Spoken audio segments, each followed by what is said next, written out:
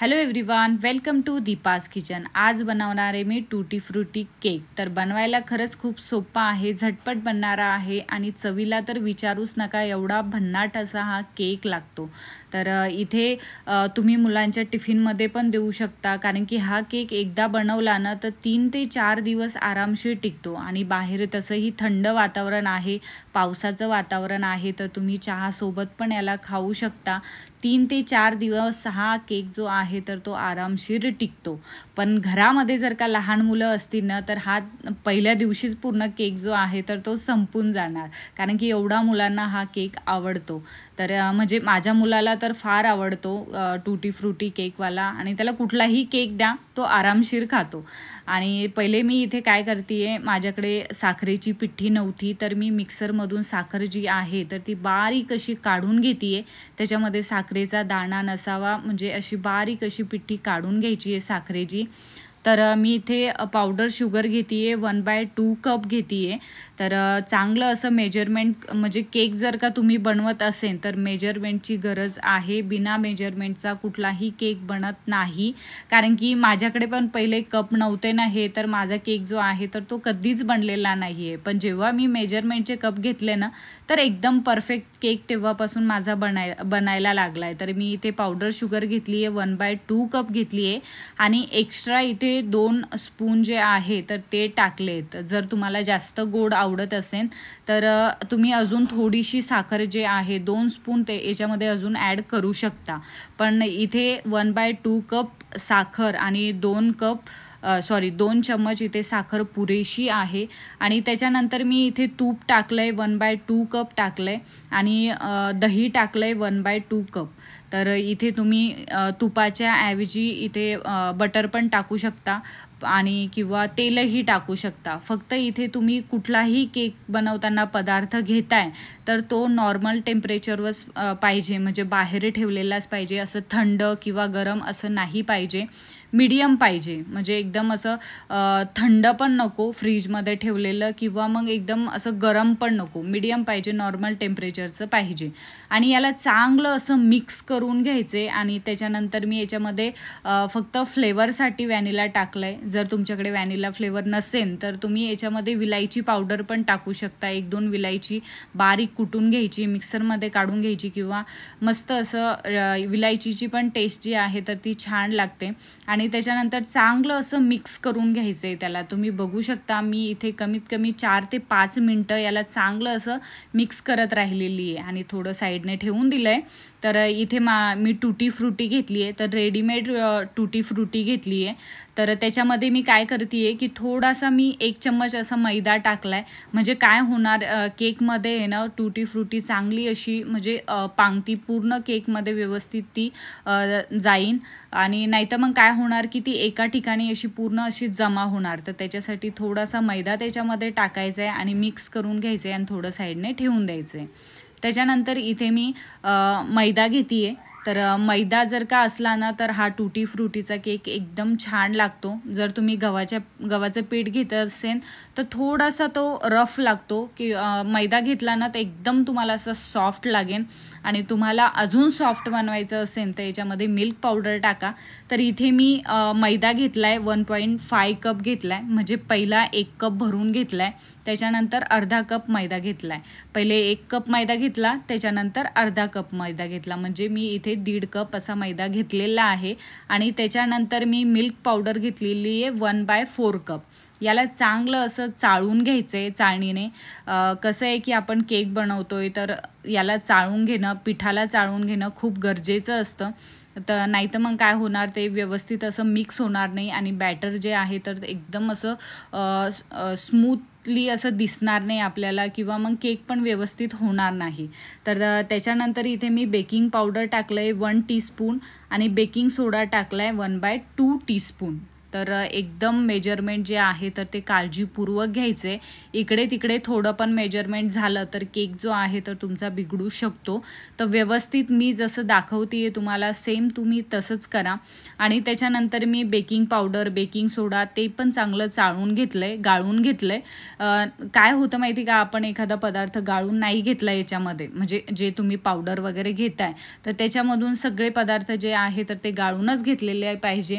नाही तर काय होतं, बेकिंग पावडर आणि बेकिंग सोडा जो असतो ना तर हे थोडंसं कडसर असतं.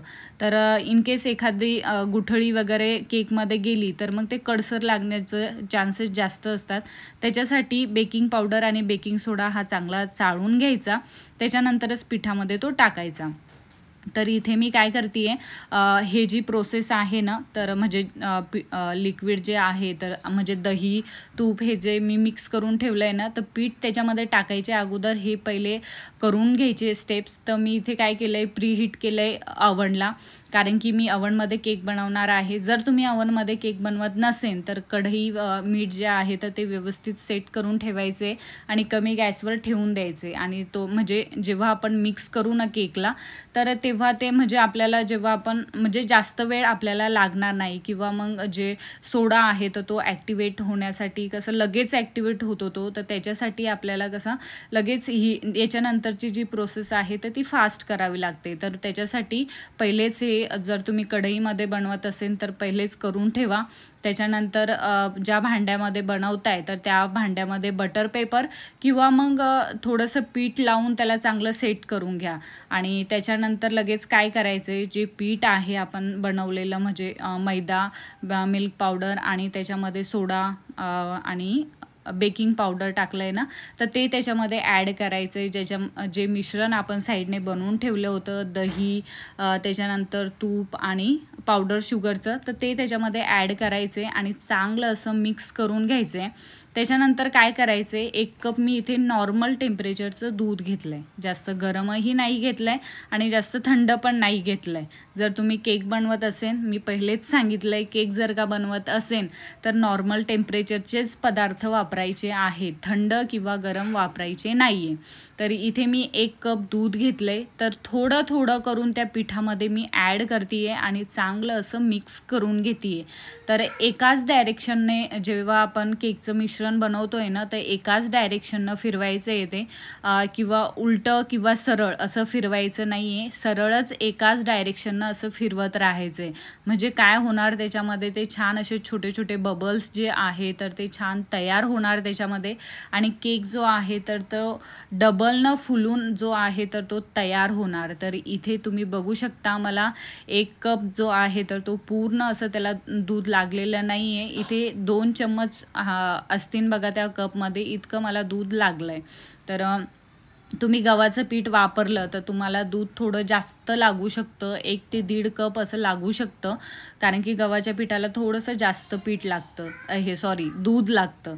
तर मी इथे मैदा घेतला होता तर मला 1 कप पुरेसं झालं दूध.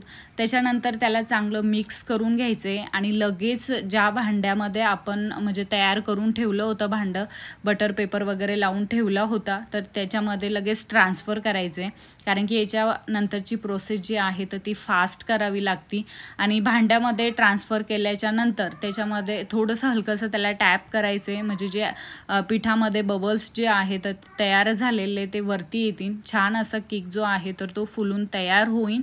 आणि त्याच्यानंतर मी काय केलं आहे, वरती असे मस्त छान असे ड्रायफ्रूट्स जर तुम्हाला टाकायचे असेल तर टाकू शकता, पण मी इथे टूटी फ्रुटीच टाकली आहे, जी मी पहिलेच थोडीशी साईडने काढून ठेवली होती ती त्याच्यावरती टाकली आहे. छान असा केक जो आहे तर तो टूटी फ्रुटीचा आपला बनवून तयार होईल आणि दिसायला पण खूप छान वाटेल. तर इथे मी केक जो आहे तर मला आवणमध्ये इथे 30च मिनटं लागलेत.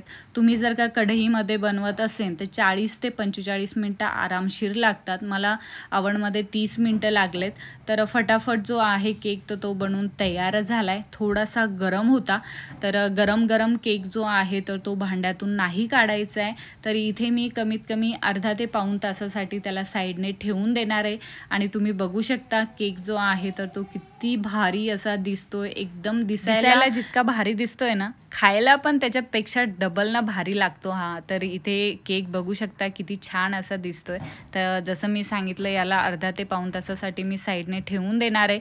आणि हो, तुम्हाला जर का माझे व्हिडिओ थोडे पण आवडत असतील ना, तर मला नक्की कमेंट बॉक्समध्ये सांगत जा की कसे व्हिडिओ वाटताय तुम्हाला, कारण की मला तुमचे कमेंट्स वाचायला खूप आवडेल. आणि त्याच्यानंतर व्हिडिओ जो आहे तर तो शेवटपर्यंत बघत जा आणि व्हिडिओला लाईक करण्याचं विसरत जाऊ नका. आणि प्लीज व्हिडिओला म्हणजे चॅनलला सबस्क्राईब पण करत जा. तर इथे कारण की काय होतं, मी खूप मेहनतीनं हे व्हिडिओ बनवते. तर म्हणजे सगळेच बनवतात मेहनतीने, पण माझी मेहनत थोडीशी जास्त वाटते मला.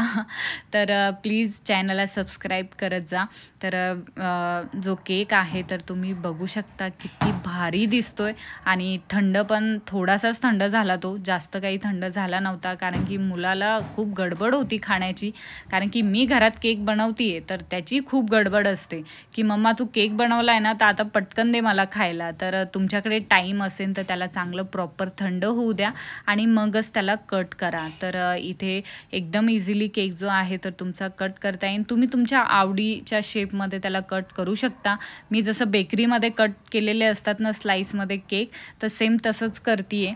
तर मस्त असा केक जो आहे तर तो बनवून तयार झाला आहे. तुम्ही पण नक्की ट्राय करा. आणि केक बघू शकता तुम्ही किती भारी दिसतोय. आतून एकदम जाळी अशी छान अशी जाळी पडली आहे त्याला.